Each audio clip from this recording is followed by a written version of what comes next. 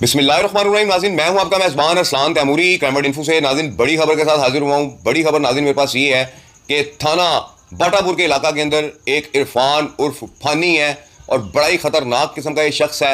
Ice का ये आदी है, मंशियात फरोशी इसका कारोबार है, डकैतियों के, कत्ल के, इक़दाम कत्ल के दर्जनों भर से ज़ायद इस पर मुकदमात दर्ज हैं और इसने किया गया नाज़रीन, आप सोच कर हैरान हो जाएंगे। नाज़रीन, इस शख्स ने महज एक 14 साल 15 साल बच्चे के सर में गोली मारकर उसको कत्ल किया है। इरादतन, गलती से नहीं नाज़रीन, इरादतन इसने उसको कत्ल किया है बदमाशी की बेस पर। क्या बदमाशी है कि जगह दो, इलाके के अंदर कोई भी गुजरता हुआ आ रहा है, उससे मोबाइल छीन लिया, पैसे छीन लिए, भत्ते मांगे, जगह मांगे, सरेआम फायरिंगें की।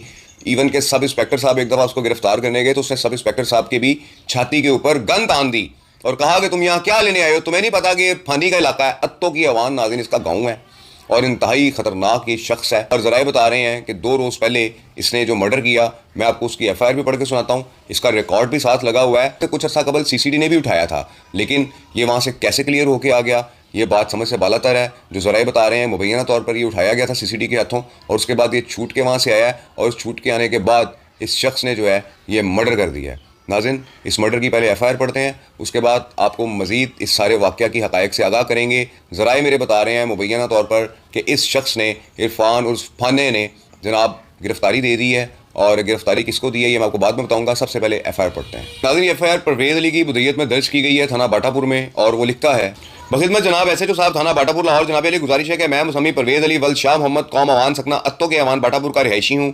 मोरखा 8/8/2025 बवक़्त तकरीबन 10:45 रात में घर पर मौजूद था कि इसी दौरान नंबर 1 इरफान उर्फ फानी, अकबर और 2 का नाम मालूम आए और आते ही शदीद फायरिंग शुरू कर दी। इरफान उर्फ फानी ने अपने दस्ती पिस्टल से सीधे फायर किए, जो कि दीगर मुल्ज़मान ने भी घर पर दावा बोल दिया, जो कि फायर अंदर लेटे हुए मेरे भतीजे जमान अली वल्द जावेद बाउमर 12-13 साल के सर में लगा और दीवार और दरवाजे पर भी फायर लगे, जो कि मेरा भतीजा शदीद मजरूब हो गया और मुसलमान इरफान वगैरह ललकारे मारते हुए मौका से फरार हो गए। वजह यह है कि थोड़ी देर पहले मेरी इरफान और फानी से मामूली तलक कलामी हुई थी। इसी रंजिश की वजह से इरफान वगैरह ने फायरिंग करके मेरे भतीजे को शदीद मजरूब करके सख्त ज्यादती की है, जिसको बराए इलाज मुआवजा अस्पताल लेकर जा रहा हूँ। दावेदार हूँ कार्रवाई की जाए। अल अब दस्तखत बहरूफ उर्दू व सबते निशान अंगूठा परवेज़ अली मज़कूर। जी नाज़रीन, ये परवेज़ अली ने मुकदमा दर्ज करवाया है।